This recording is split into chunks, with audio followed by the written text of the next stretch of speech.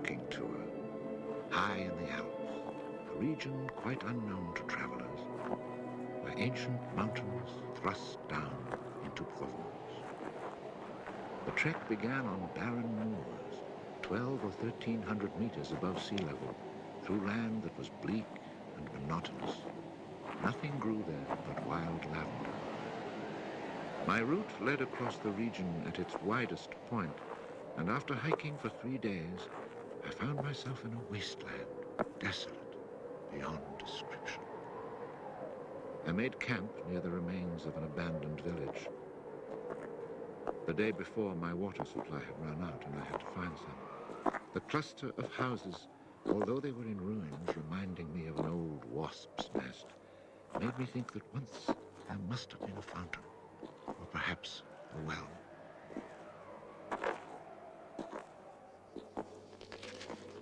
There was indeed a fountain, but it was dry. The roofless houses, eaten away by wind and rain, and the chapel, with its crumbling belfry, stood arranged like houses and churches in a living village. But here, life had vanished.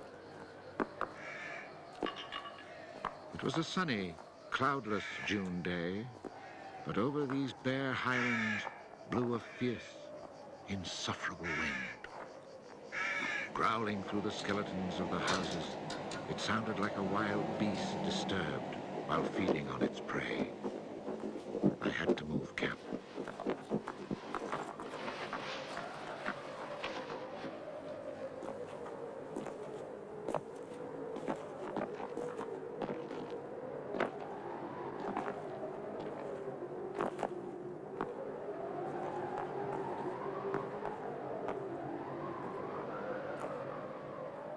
After 5 hours of walking, I still had found no water, and I could see nothing that gave me hope of finding any. Everywhere, I came upon the same drought, the same coarse weeds.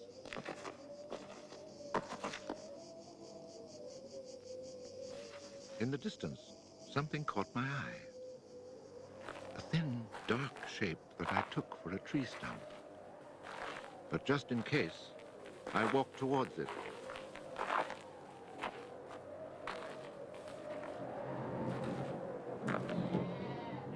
It was a shepherd, and beside him, resting on the burning ground, lay about 30 sheep.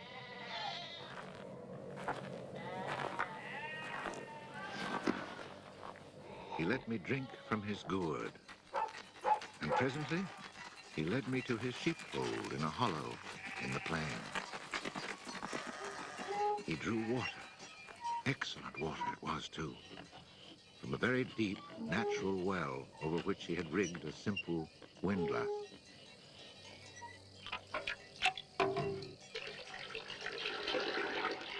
The man spoke very little, often the way with people who live alone, but he appeared sure of himself and confident in his assurance. It all seemed somehow strange in this barren land. He lived not in a hut, but in a real house, a stone house, whose walls clearly showed how his own labor had repaired the ruin it had once been. Its roof was solid and strong, and the wind on its tiles sounded like the sea upon the seashore. Inside, it was neat and tidy, dishes washed, floor swept, shotgun oiled. His soup simmered over the fire. And I noticed that he was freshly shaved, that all his buttons were firmly sewed on, and that his clothes were darned with that meticulous care which makes the mend invisible. He shared his soup with me.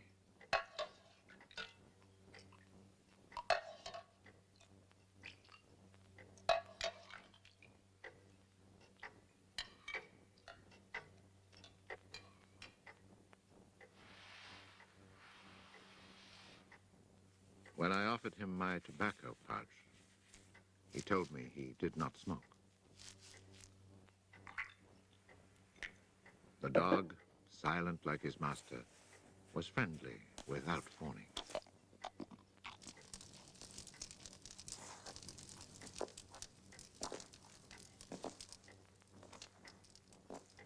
It had been agreed that I would spend the night. The nearest village was still almost 2 days' walk away. Villages in this region were few and far between, and I knew well what they were like. 4 or 5 of them were scattered over the slopes of these highlands, each one at the very end of a cart track among copses of white oaks. They were inhabited by charcoal burners. The living was poor, and families huddled together in a climate very harsh both in summer and winter found their struggle for survival made more bitter by their isolation. There was no relief. Their constant longing to escape became a crazy ambition. Endlessly the men carted their charcoal to town, then returned home. Even the most stable characters crack under the constant grind.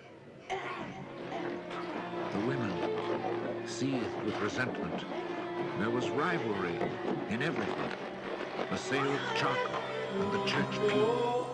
They were rivals in virtue and rivals in vice. The battle royal between vice and virtue raged incessantly. And always there was the wind. The ever-present wind constantly grating on the nerves. There were epidemics of suicide and many cases of madness, nearly always ending in murder.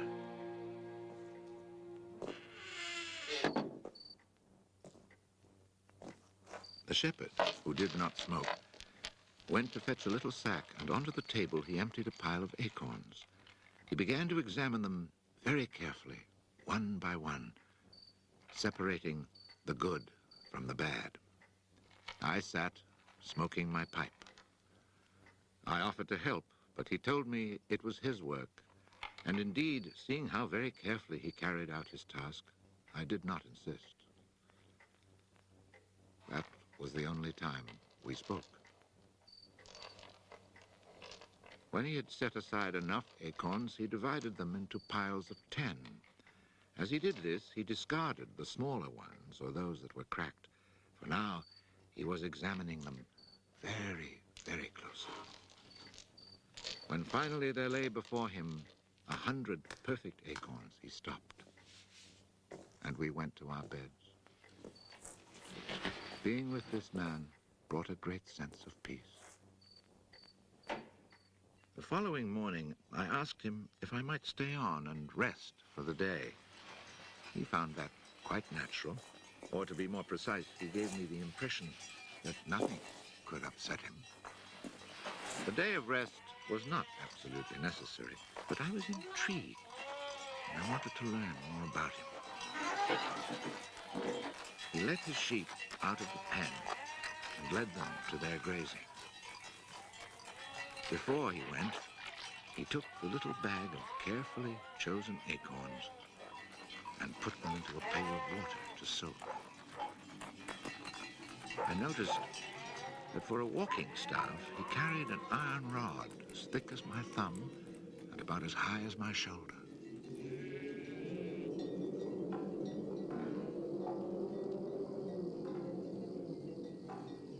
Pretending to take a leisurely stroll, I followed him at a distance, but keeping on a parallel path with him.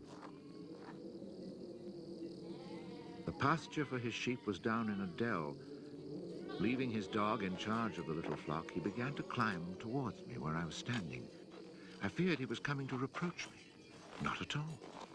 It happened to be on his way, and he invited me to go with him if I had nothing better to do. He was going a little farther on, to the top of the hill.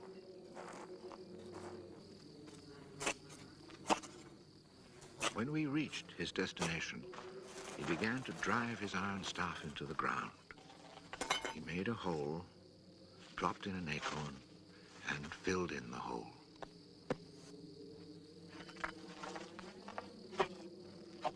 He was planting oak trees.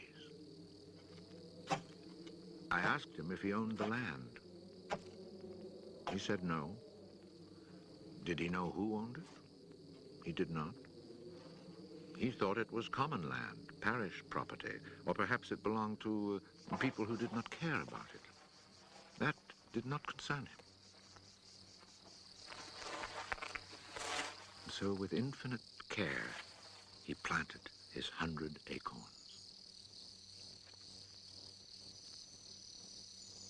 After the midday meal, he began to sort out more of his acorns. I suppose I must have been quite insistent with my questions, because he answered me. For 3 years, he had been planting trees in that desolate country. He had planted 100,000. Of the 100,000, 20,000 had come up. Of these, he still expected to lose half, either to rodents or to any of the unpredictable things which only Providence can account for. That left 10,000 oaks to grow on this tract of land where before there was nothing. It was then that I wondered about the man's age. He was clearly more than 50. 55, he told me. His name was Elzéar Bouffier. He had owned a farm down in the lowlands. It had been his life. He had lost his only son, and then his wife, and had withdrawn into this solitude where he was content to live quietly with his lambs and his dog. It was his opinion that the land was dying, for lack of trees. He added that having nothing very important to do himself, he had resolved to remedy this state of affairs. I was young and only thought of the future as it affected me and my search for happiness. So I told him that in 30 years, those 10,000 oaks would be magnificent. He answered quite simply that if God granted him life, in 30 years he would have planted so many more that these 10,000 would be like a drop of water in the sea. Already he was studying the growth of beech trees and had a nursery full of seedlings grown from beech nuts. They're quite beautiful. He was also thinking of birches for the dales, where he told me there was moisture just below the surface of the soil. The next day, we parted. The following year came the First World War, in which I was engaged for 5 years. An infantryman was hardly likely to have trees on his mind.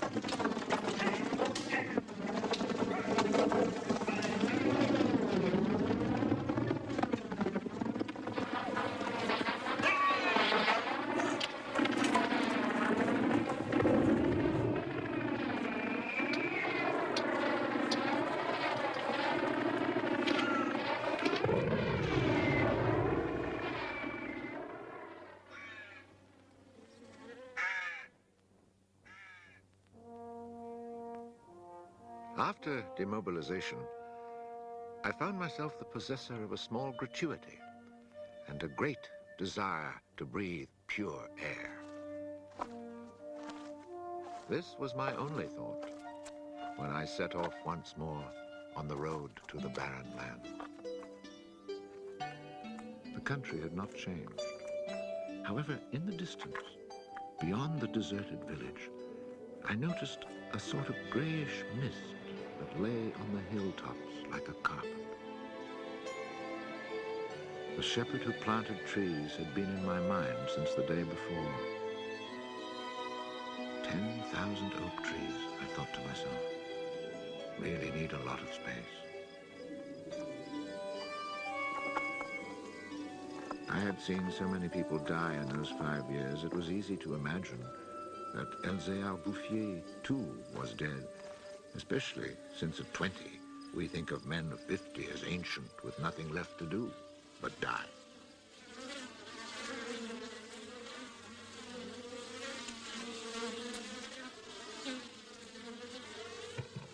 He was not dead. He had changed his occupation. He had only 4 sheep left, but now He had over 100 hives of bees.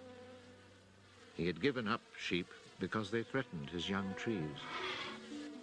The war had not disturbed him, and he had calmly continued his planting.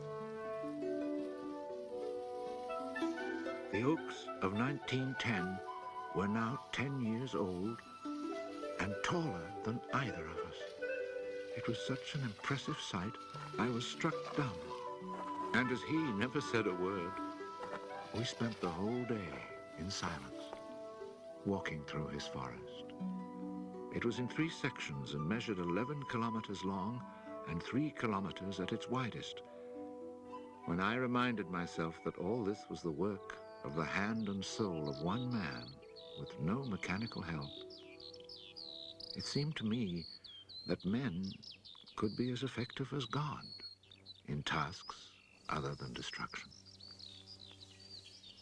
He had followed his dream, and beech trees as high as my shoulder, stretching as far as the eye could see, were witness to it. The oaks were strong and past being at the mercy of rodents. As for Providence, she would have needed a cyclone to destroy this creation of man. He showed me handsome groves of 5-year-old birches planted in 1915, the year I was fighting at the Battle of Verdun. He had set them out in all the hollows where he guessed, and rightly, there was moisture near the surface. They were like young children, tender yet firm and confident. And creation, it seemed, had just followed in a natural sequence. He hadn't worried about it. Resolutely, he had gone about his simple task. On the way down through the village, I saw streams flowing with water, which in living memory had always been dry. This was truly the most impressive effect of creation's natural cycle that I'd ever seen. Long ago, these brooks had been full of water. Among the miserable villages I mentioned before, some were built on sites of ancient Roman villages, and archaeologists digging in the ruins had found fish hooks, whereas in the 20th century, cisterns were needed to ensure even a modest supply of water. The wind had scattered seeds too, and as the water reappeared, so did willow trees, reeds, meadows, gardens, flowers, and a reason for living. But the change had come about so gradually that it was simply taken for granted. Of course, hunters who climbed these heights in search of hares and wild boar had noticed the sudden appearance of little trees, but had put it down to some caprice of nature. That is why no one had meddled with the work of the shepherd. If they had suspected it was man's work, they would have interfered. But who would even think of him? Who in the villages or among the authorities could ever have imagined such constant, magnificent generosity?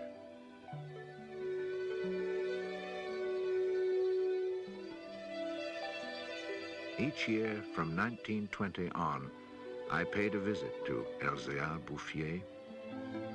I never saw him lose heart, nor was he ever deterred. And often, God knows, it must have seemed that heaven itself was against him. I never tried to imagine his frustrations, but to achieve such an end, he must have had to overcome many obstacles. For such passion to succeed, he must surely have fought and conquered despair. We must remember that this exceptional man had worked in utter solitude. Solitude so complete that towards the end of his life, he had lost the habit of speech. Oh, perhaps he saw no need for it.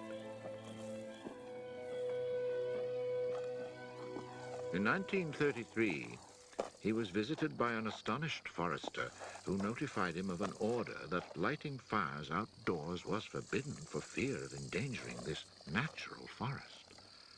It was the first time the forester told him naively that he had ever seen a forest grow of its own accord.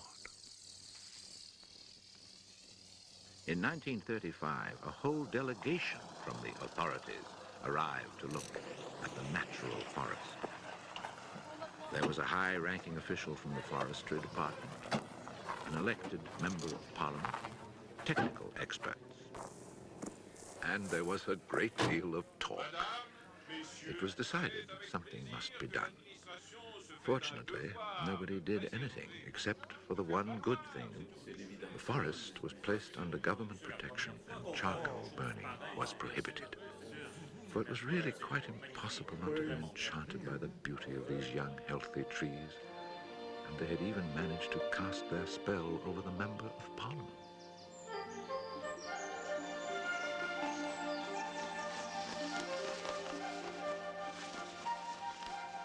One of the senior foresters in the delegation was a friend of mine, and I explained the mystery to him. The following week, we both set out to find Elzéar Bouffier. He was hard at work, about 20 kilometers from where the official inspection had taken place. I was right about my friend the forester. He was able to appreciate all he saw. I offered the eggs I had brought as a present. We all shared our lunch and spent several hours in silent contemplation of the landscape. The slopes we had climbed on our way up were covered with tall trees 4 times our own height. I remembered how it had looked in 1913, desolate, but quiet, regular work, brisk mountain air, the simple life, and above all, peace of mind, had endowed this old man with almost awe-inspiring health. He was one of God's athletes. I wondered how many more hectares he would cover with trees. Before we took our leave, my friend made one small suggestion about the kinds of tree which seemed to suit the soil here. He did not press the point, for the simple reason, he told me afterwards, that this man knows more about it than I do. The idea must have been turning over in his mind, for after we had walked for an hour, he added, he knows more about it than anyone else in the world. He's found a perfect way to be happy. Thanks to this forester, not only the forest, but the happiness of Elzéar Bouffier were protected. The only serious danger to his work occurred during the Second World War. Cars being powered by wood-burning generators. There was never enough wood. So cutting was begun among the oaks of 1910, but they were so far from transportation routes that the whole enterprise proved financially unsound. It was abandoned.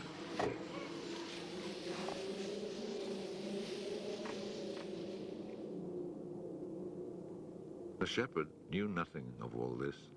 He was 30 kilometers away, quietly going about his business, ignoring the War of '39 just as he had ignored it in 1914. I saw Elzéar Bouffier for the last time in June 1945. He was then 87. Again I had set out on the road to those barren moors. But now, in spite of the dislocation left behind by the war, there was a bus which ran from the Durance Valley up into the mountains. I decided it must be because of this relatively speedy means of transport that I could not recognize the places where my walks used to lead me. It took the name of a village to reassure me that I really was in that region that had once been desolate and abandoned.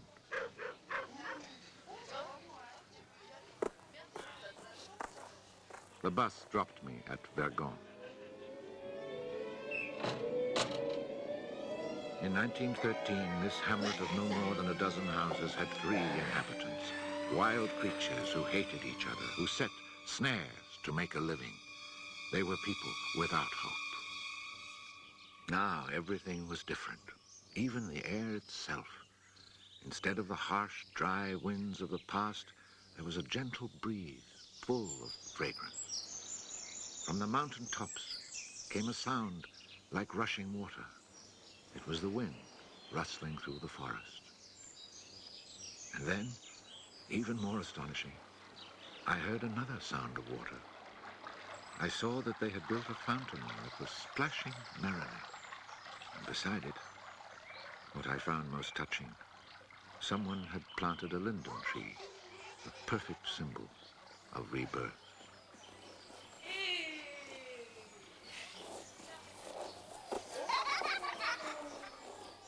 Moreover, Verdun showed signs of the kind of labor that only hope can inspire. So hope had been restored. Ruins had been cleared and crumbling walls torn down. The new houses, freshly rough-cast, stood in kitchen gardens where flowers and vegetables grew in orderly confusion. Roses and cabbages, snapdragons and leeks, celery and anemones. It had become a place where one would want to live. From this point, I continued on foot. The war had not been over long enough for life to reach full bloom, but Lazarus had emerged from the tomb. On the lower slopes of the mountain, I could see small fields of young barley and rye, and down in the narrow valleys, the meadows were green.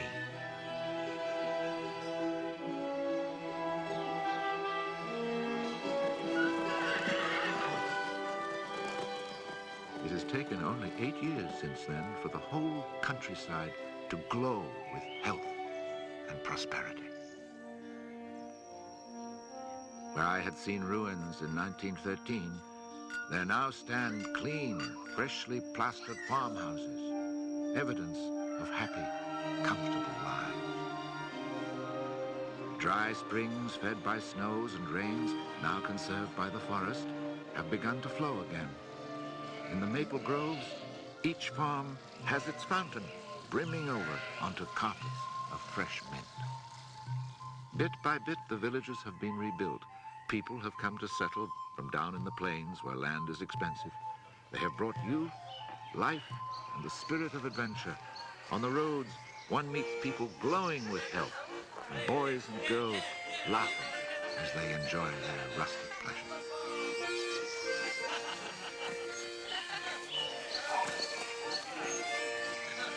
Counting those who lived here before, quite changed by their life in gentle surroundings, and including the newcomers, more than 10,000 people owe their happiness to Elzéar Bouffier. When I think that one man, one body, and one spirit was enough to turn a desert into the land of Canaan, I find after all that a man's destiny can be truly wonderful. But when I consider the passionate determination, the unfailing generosity of spirit it took to achieve this end, I'm filled with admiration for this old, unlearned peasant who was able to complete a task worthy of God. Elzéar Bouffier died peacefully in Banon in 1947.